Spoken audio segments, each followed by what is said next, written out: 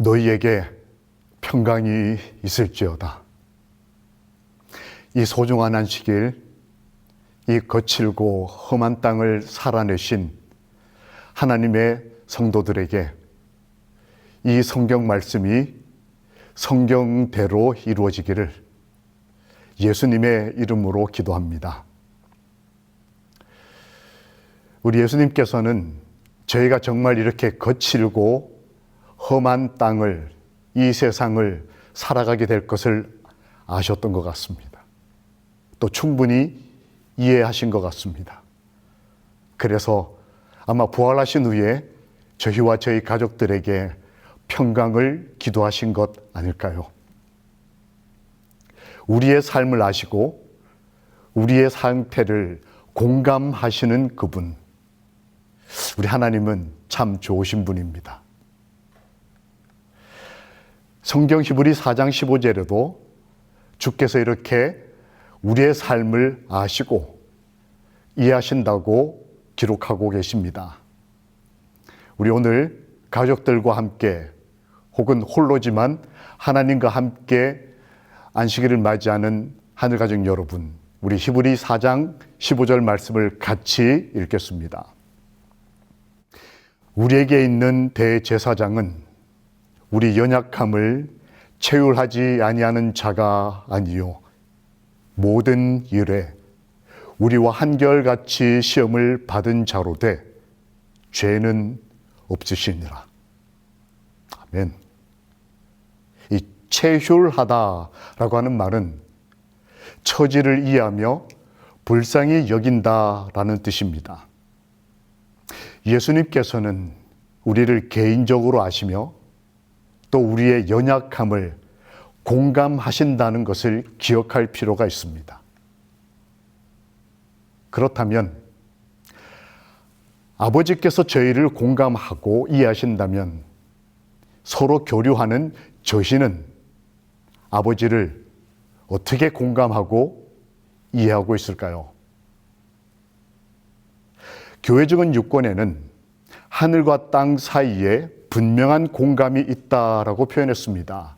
일방적인 공감이나 이해가 아니라 서로 간의 이해가 존재하며 하나님과 관련하여 그 공감성이 정결하게 될 필요가 있다라고 기록되어 있습니다.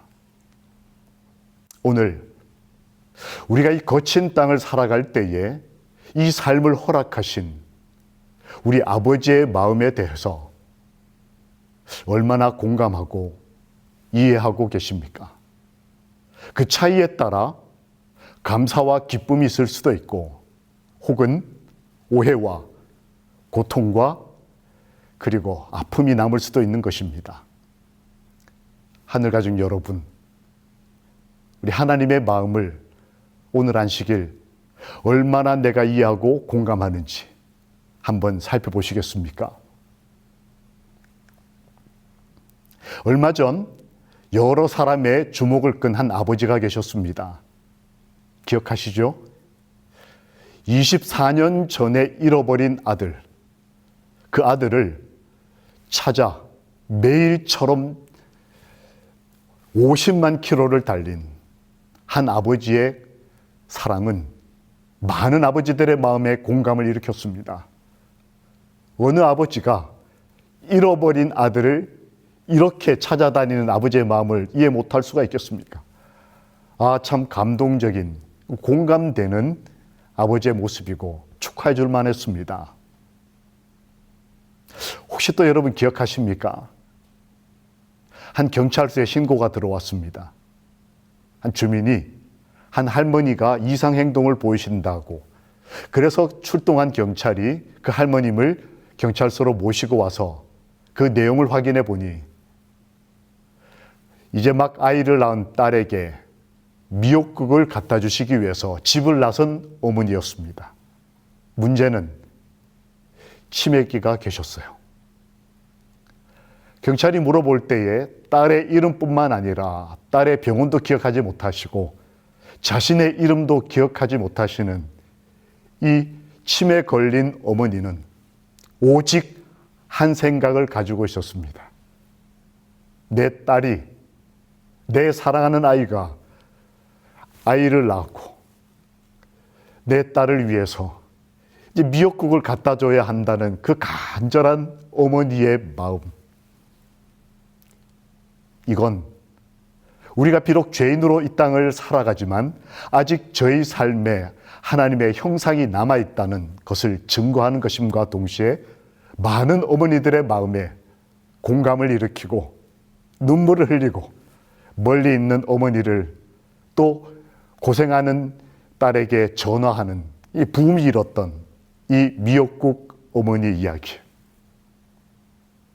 비록 그들의 삶과 우리 삶이 다르지만 우리가 공감할 수 있다고 하는 것은 우리 마음에 부모의 마음, 아비의 마음, 그 어미의 마음 이해하기 때문에 그렇습니다. 혹 그런데 이 소리를 아십니까? 들어보셨습니까? 전남의 보길도에 가면 그리고 경남 거제도에 가면 이 몽돌해변이라는 곳이 있습니다. 이 소리는 그 돌들이 구르는 소리입니다. 몇 년에 걸쳐서 큰 인생의 파도들을 겪어내며 이 돌들이 내는 소리, 구르는 돌. 말씀에는 이 구르는 돌이 베드로다라고 기록되어 있습니다. 베드로는 공감 능력 제로였던 사람으로 보입니다. 예수님께서 그에게 바닷가로 다가오셨습니다. 그리고 그를 사람 낚는 어부로 부르고 싶어 하셨습니다. 그런데 그때 베드로는 예수님의 마음을 공감하지 못했습니다.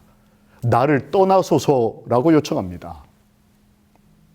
그리고 어느 날 베드로가 폭풍 가운데 바다에 떠다닐 때에 그를 구원해 주시기 위해서 예수님께서 다가오셨습니다. 자신을 살리고 구원하기 위한 예수님을 베드로는 유령으로 알아보았습니다. 전혀 예수님의 마음을 이해하거나 공감하지 못하고 있었습니다.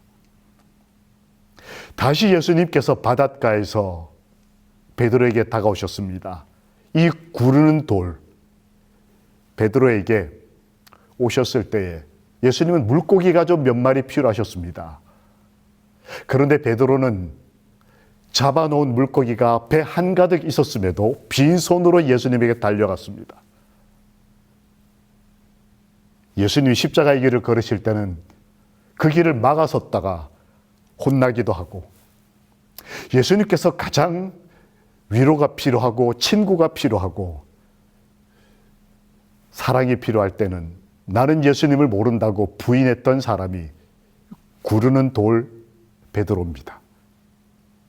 예수님의 마음을 공감하지 못하는 그리스도인이었어요. 왜 베드로가 공감하지 못했을까? 이 공감이라는 단어의 어원은 안으로 느끼다라는 표현입니다. 베드로와 혹 베드로처럼 오늘날 하나님의 마음을 이해하지 못하거나 혹 마음에 왜곡된 분노 혹은 섭섭함이 있다면 그것은 죄로 인한 하나님과의 분리가 그 이유일 것입니다. 예수님은 그런 공감하지 못하는 저희들의 아픔을 그것까지라도 이해하시고 이렇게 기도하셨습니다. 요한복음 17장에서 저희가 우리와 하나 되게 해달라고 하셨습니다. 그리고 이런 표현을 쓰셨죠. 내 안에, 그리고 내가 아버지 안에, 그리고 여러분과 제가 하나님 안에 함께 있게 해달라고, 하나가 되게 해달라고, 서로 사랑하고 교감하고 이해할 수 있도록 해달라고 주님은 기도하셨습니다. 아마 그 기도의 첫 대상이 가장 가까이 있었던 그 공감 능력 제로의 구르는 돌 베드로가 아니었을까요? 가장 예수님과 많이 접촉하고 사건이 많았고 이해할 법한데 건건마다 부족함을 보였던 베드로. 우리의 모습과 닮지 않았습니까? 그때 예수님께서 이렇게 말씀하십니다. 요한복음 21장 5절에 예수께서 이르시되 얘들아 라고 부르셨습니다. 이게 원어로는 친구들아 라고 부르셨다고 되어 있습니다. 전혀 예수님과 교감하지 못하는 베드로에게 친구야 이렇게 부르신 거예요. 아, 저는 이런 예수님이 참 좋습니다. 이해받지 못하고 결정적인 순간까지라도 등을 돌렸던 그 베드로를 친구라고 부르시는 우리 아버지. 참 좋으신 분입니다. 그분께서는 너의 친구가 될 것이며 결코 너를 떠나지 않으실 것이다. 교회정은 이곤에 이렇게 하나님께서 언약하십니다. 그분의 우정은 너에게 따뜻한 쉼을 줄 것이다. 그리고 너가 이 큰 손실 당하는 인생을 견뎌 나가도록 도와주실 것이다.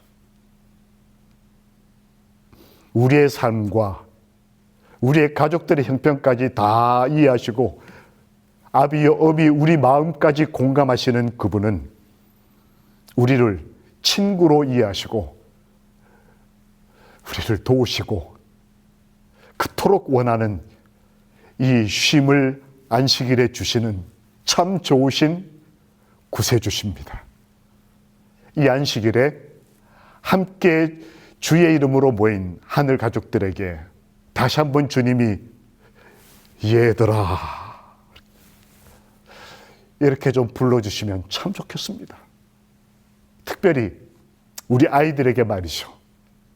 우리가 그렇게 인생을 걸고 지켜내고 양육하고 있는 우리 아이들에게 창조주시오 구원자신 예수님께서 이 안식일에 얘들아 이렇게 불러주시면 참 좋겠습니다.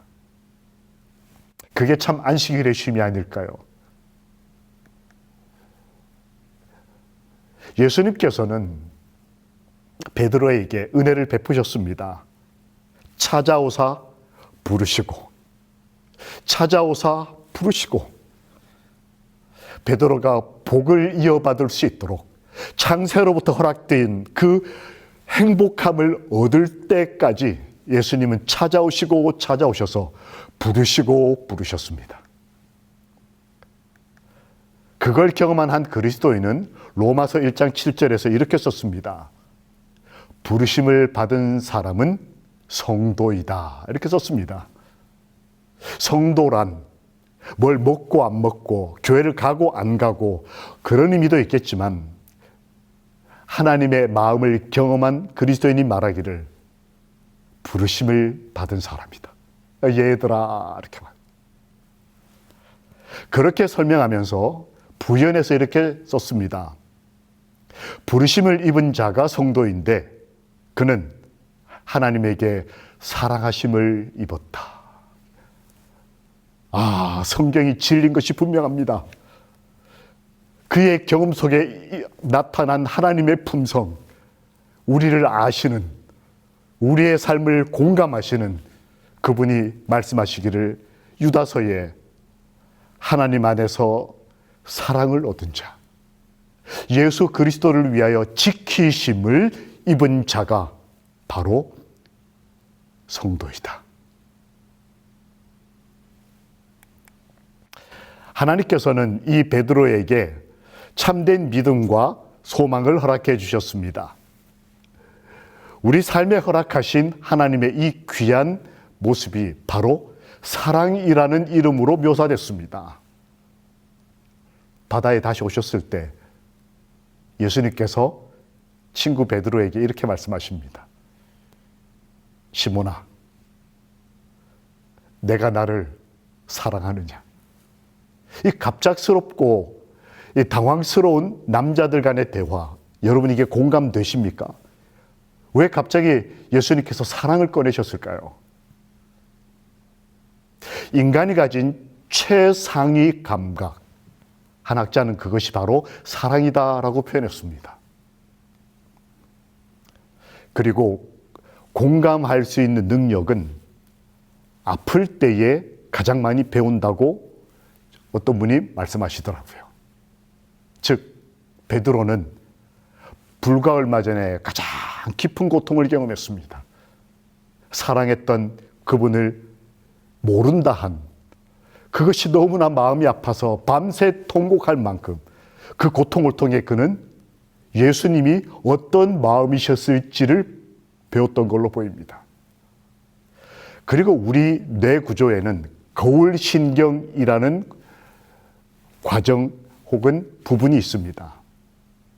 내가 직접 경험해 보지 못해도 내가 그 사람의 혹은 내가 사랑하는 어떤 분의 경험을 보면서 같이 그 마음, 그 감정을 배우고 내가 마치 그것을 경험하는 것처럼 반응하는 것, 이것이 거울신경의 반응입니다. 베드로는 십자가를 봤습니다. 그는 십자가를 경험하기 전이었지만 배신자로서 그 고통 속에 아버지의 마음을 이해한 사람으로 십자가를 바라보며 그의 삶에 아버지의 마음이 이해가 됩니다. 사랑하는 사람을 위해서 어떤 선택을 한 것이 어떤 마음이었는지. 시몬아, 내가 나를 사랑하느냐? 주님, 내가 주님을 사랑하는 줄 주께서 아시나이다. 이 대화는 인간이 서로 간에 공감할 수 있는 최상위 감정, 사랑이었습니다. 예수님께서는 어떤 행위나 어떤 종교적 활동을 통해 그의 삶을 회복시키신 것이 아니라 가장 필요했던, 가장 근원적인, 그리고 가장 최상위 그 사랑을 회복시켜 주시고 확인시켜 주심으로 이 베드로를 바로 세우셨습니다. 그래서 말씀에 이렇게 기록되어 있습니다. 십자가는 거룩한 우정, 곧 하나님의 우정의 상징이었다. 베드로는 그것을 보았기 때문에 예수님의 우정과 사랑을 기꺼이 이해했고 받아들였고, 그래서 자신도 고백을 한 것이었습니다. 오늘 안식일 우리 아버지께서 여러분과 저에게 다시 한번 물으십니다. 너가 나를 사랑하느냐? 지난 일주일에 우리 삶이 고통스러웠다면, 삶을 버텨내느라 이 어깨에 짊어진 가족에 대한 책임이 무거우셨다면, 혹시 남몰래 눈물 흘리셨다면, 그것을 아시는, 공감하시는, 그래서 십자가에서 우리 삶을 책임져 주신 우리 아버지의 마음을 우리도 공감하고 이해함으로, 주님, 저도 주님을 사랑합니다 라고 이 안식일에 우리 고백해 봅시다. 아버지와 마음을 나눠보자는 겁니다.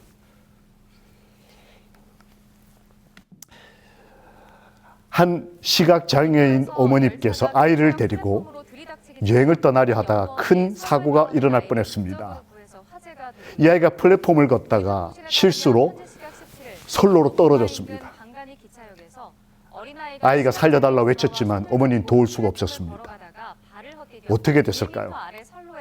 잠깐 영상을 보시겠습니다. 아이는 안간힘을 썼지만 턱이 너무 높아서 플랫폼 위로 올라갈 수 없었는데 한 영무원이 달려와 순식간에 여기에 달려가고 있는 영무원이 보이십니까?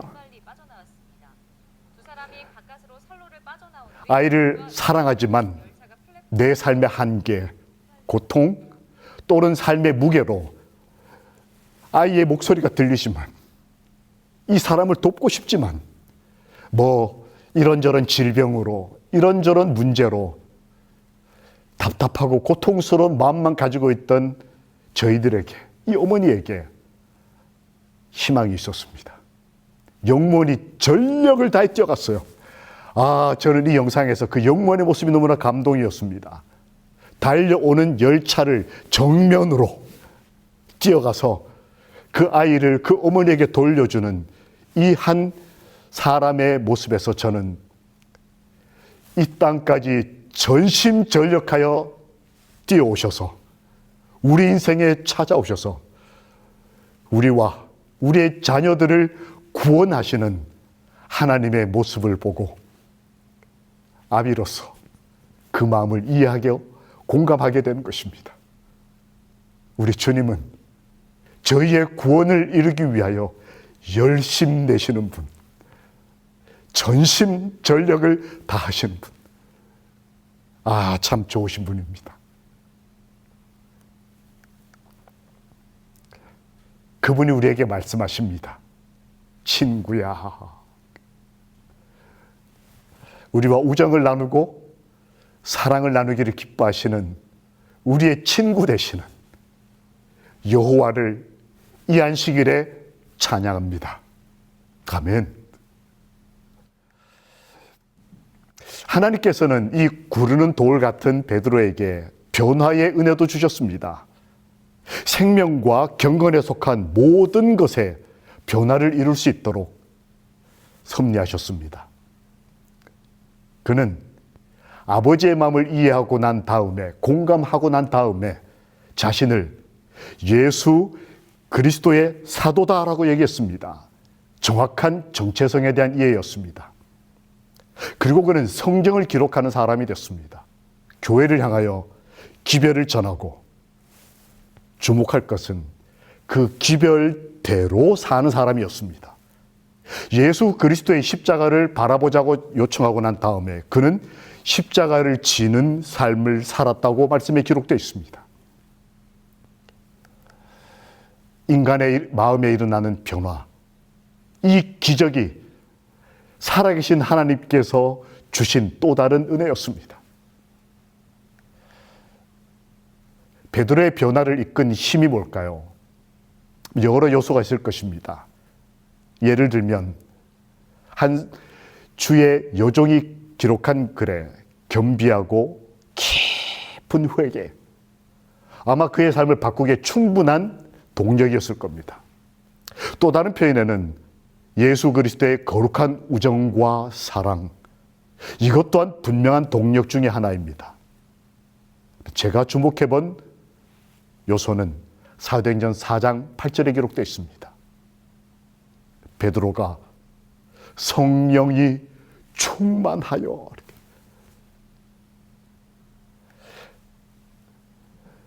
사도 바울이 워낙 주목받는 신약의 신실한 그리스도인이었기에 다른 몇 분들이 가려진 것처럼 보이지만 초대교회 역사 가운데 베드로의 헌신은 주목할 만합니다. 특별히 그의 헌신과 선교의 삶에 성령 하나님께서 역사하셨다는 기록은 요소마다, 순간마다 기록되어 있습니다. 그것을 경험하고 하나님의 마음을 완전히 공감하게 된 베드로는 그의 교회를 향한 설교, 베드로 전서와 후서에서 이렇게 설교합니다. 십자가를 바라보라. 사랑의 입맞춤으로. 야, 이거 남자가 표현하기에 참 어색한 표현임에도 불구하고 이 거친 바닷사람을 살았던 베드로는 성령의 충만함으로 사랑을 넘어서 사랑의 입맞춤으로 서로 교제하고 행복하게 살자고 요청합니다.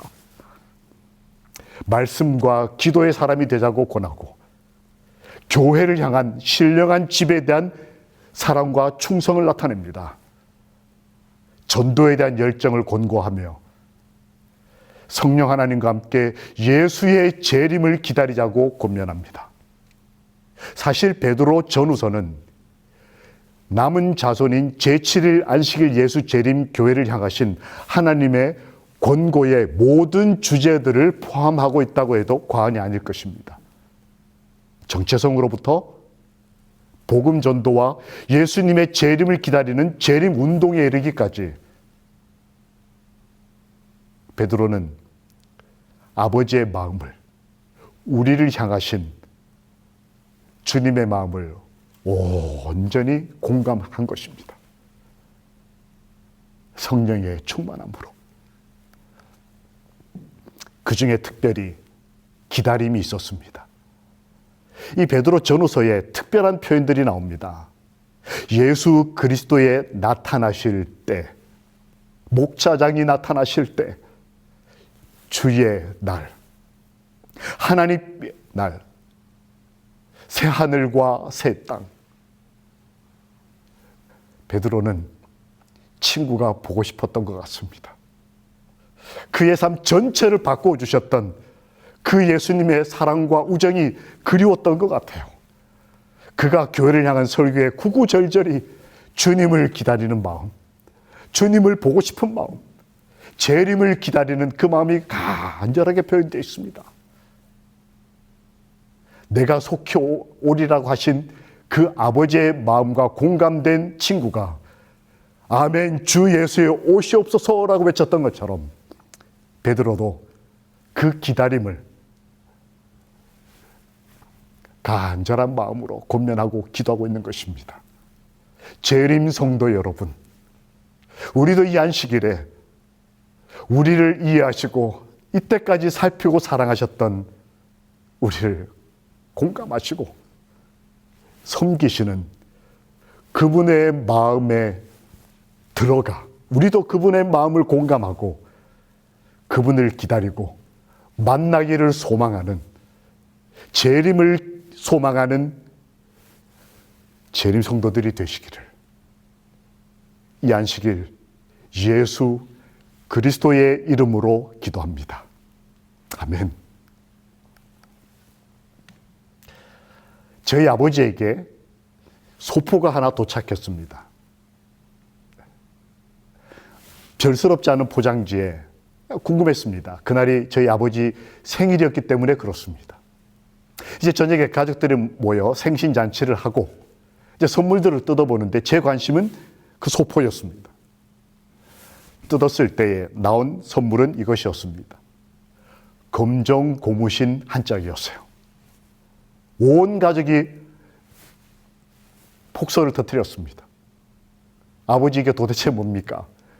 어른인 아버지에게 친구가 생일 선물로 검정 고무신을 보냈습니다. 아버지의 설명은 이렇습니다. 바닷가에서 크면서 그 가난했던 시절, 그러나 꿈과 그 영혼이 맑았던 시절, 친구와 함께 기도하고 하나님을 사랑하고 영혼을 구원하고 그때 그 순수했던 마음을 잃어버리지 말자는 그 친구의 선물은 아버지의 마음을 흔들었습니다. 공감이 되신 거예요. 서로 친구의 우정과 사랑이. 근데 저는 이해가 잘 안 됐습니다. 뭐 그렇다 하더라도 검정 고무신이 뭘까? 근데 아버지가 그걸 신고 좋아하시더라고요. 수십 년이 지나고 난 다음에 제가 그때 아버지 나이가 됐습니다. 그리고 어느 날 한 교회에 예배 드리러 갔다가 그때 저희 아버지에게 검정 고무신을 선물한 아버지의 친구 그분을 만나게 됐습니다. 바로 이분입니다. 천세원 목사님이세요.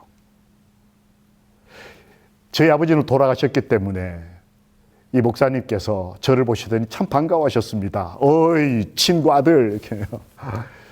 그리고 가까이 부르시고 안아주셨어요.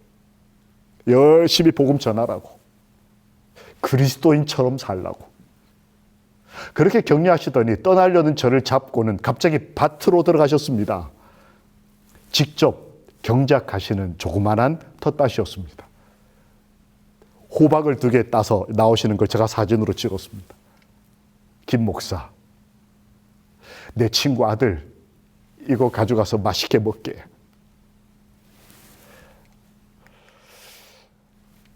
친구에게 검정 고무신을 보내시면서 순전한 첫 사랑으로 하나님께 충성하자고 하셨던 아버지의 친구분에게 저는 다시 호박을 선물로 받으면서 이거 먹고 건강하고 행복하게 목회하라고.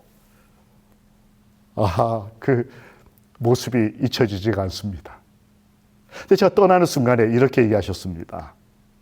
김 목사, 우리 목자장 예수님이 오시는 그날, 그 행복하고 유쾌한 날, 나는 자네 아버지를 보고 싶네 라고 하셨어요. 부활하신 아버지, 사랑했던 친구, 우리가 이렇게 삶을 버텨내며 구원하고 지켜내고 섬겼던 그 한 분 한 분을 만나고 싶다고 해요. 저를 꼭 안아주셨습니다. 너의 아버지가 보고 싶다. 재림의 때에 우리의 아버지 하나님, 우리를 위해 모든 것을 하셨던 그분, 우리 그분이 보고 싶어서 이렇게 화면으로라도 우리가 함께 예배드리는 것 아니겠습니까? 우리 주님도 저희처럼 우리를 보고 싶은, 이 안식일에 그 사랑의 마음이 하늘과 연결되므로 재림의 때가 한시 하루라도 빨라지기를 우리를 기다리시고 우리가 그렇게 보고 싶은 예수 그리스도의 이름으로 기도합니다. 아멘. 그러므로 베드로는 설교합니다. 그러므로 너희가 회개하고 돌이켜 너희 죄 없이 함을 받으라. 이같이 하면 유쾌하게 되는 날이 주 앞으로부터 이를 것이요 주께서 너희를 위하여 예정하신 그리스도 곧 예수를 보내시리니. 유쾌하게 되는 날, 우리 목자장 예수께서 오시는 날, 베드로는 기뻐서 예수님 옆에 섰던 기억을 가지고 있던 사람입니다. 그 바닷가에서 예수님 옆에 기뻐 섰던 것처럼 그는 예수님이 오실 때도 그 유쾌하고 행복한 마음으로 예수님 옆에 가서 설 것을 아마 다짐하고 있었을 겁니다. 하늘가족 여러분, 기억나십니까?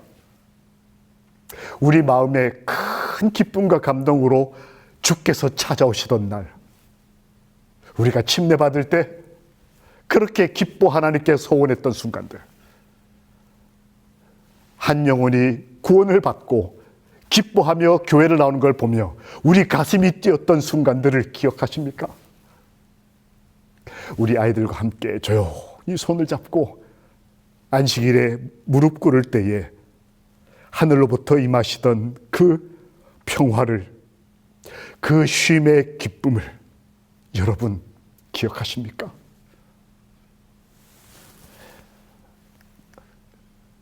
예수 안에서 우정을 찾으라.